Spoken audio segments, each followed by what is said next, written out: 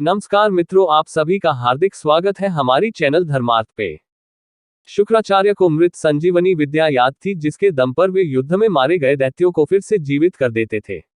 इस विद्या को सीखने के लिए गुरु बृहस्पति ने अपने एक शिष्य को शुक्राचार्य का शिष्य बनने के लिए भेजा।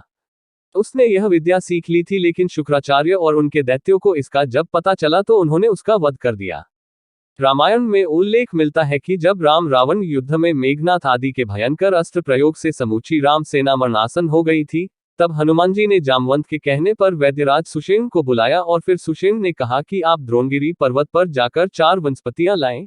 मृत संजीवनी, मरे हुए को जिलाने वाली, विशल्यकृणी तीर निकालने वाली, संधानकृणी त्वचा को स्वस्थ करने वाली तथा सवर्ण्यकृणी त्वचा का रंग बहाल करने वाली। हनुमान बेशुमार वनस्पतियों में से इन्हें पहचान नहीं पाए तो पूरा पर्वत ही उठा लाए। इस प्रकार लक्ष्मण को मृत्यु के मुख से खींचकर जीवनदान दिया गया। इन 4 वनस्पतियों में से मृत संजीवनी या सिर्फ संजीवनी कहें सबसे महत्वपूर्ण है, क्योंकि इसके बारे में कहा जाता है कि यह व्यक्ति को मृत्युशैया से पुनः स्वस्थ कर सकती है। सवाल यह है कि यह चमत्कारिक पौधा कौन सा है।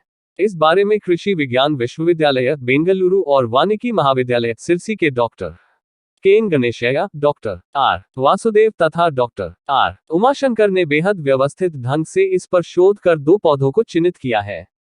उन्होंने सबसे पहले तो भारत भर में विभिन्न भाषाओं और बोलियों में उपलब्ध रामायण के सारे संस्करणों को देखा कि क्या इन सब में ऐसे पौधे का जिक्र मिलता है जिसका नाम संजीवनी या इससे मिलता जुलता हो।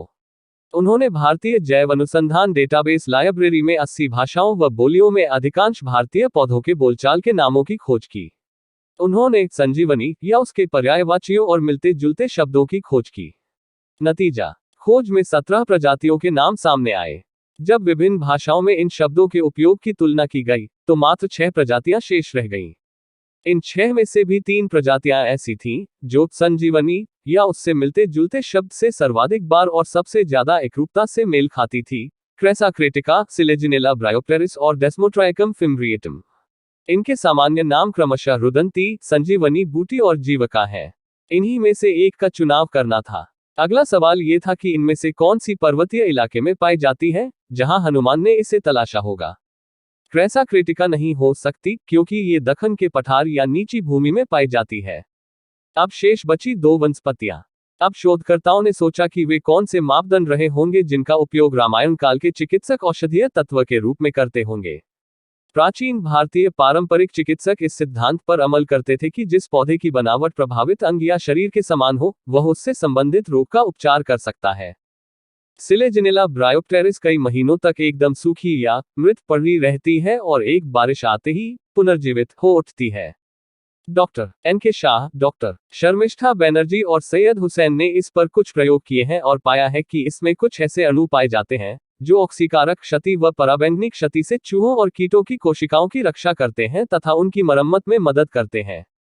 तो क्या सिलेजिनेला ब्रायोप्टेरिस ही रामायण काल की संजीवनी बूटी है?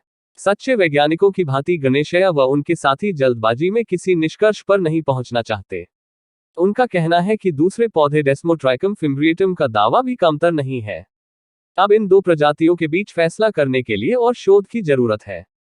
इसके संपन्न होते ही रामायणकालीन संजीवनी बूटी शायद हमारे सामने होगी। एक अन्य खोज, भारतीय वैज्ञानिकों ने हिमालय के ऊपरी इलाके में एक अनोखे पौधे की खोज की है। वैज्ञानिकों का दावा है कि यह पौधा एक ऐसी औषधि के रूप में काम करता है जो हमारे इम्यून सिस्टम को रेगुलेट करता है, हमारे शरीर को पर्वतीय परिस्थितियों के अनुरूप ढलने में मदद करता है और हमें रेडियो एक्टिविटी से भी बचाता है। ये खोज सोचने पर मजबूर करती है कि क्या रामायण की कहानी में लक्ष्मण की जान बचाने वाली जिस संजीवनी बूटी का जिक्र किया गया है वह हमें मिल गई है। रोडियोला नाम की यह बूटी ठंडे और ऊंचे वातावरण में मिलती है। लद्दाख में स्थानीय लोग इसे सोलो के नाम से जानते हैं। अब तक रोडियोला के उपयोगों के बारे में ज्यादा जानकारी नहीं थी। स्थानीय लोग इसके पत्तों का उपयोग सब्जी के रूप में करते आए हैं। लेह स्थित defence institute of high altitude इस पौधे के चिकित्सकीय उपयोगों की खोज कर रहा है। ये सियाचिन जैसी कठिन परिस्थितियों में तैनात सैनिकों के लिए बहुत उपयोगी हो सकता है। अगर आपको हमारी ये प्रस्तुति पसंद आई हो तो हमारे वीडियो को लाइक कर चैनल को सब्सक्राइब कर देना। अगर हमसे इस वीडियो में कोई भी भूल या गलती हुई हो तो हम आपसे क्षमा मांग रहे हैं, कृपया हमें क्षमा कर दीजिएगा।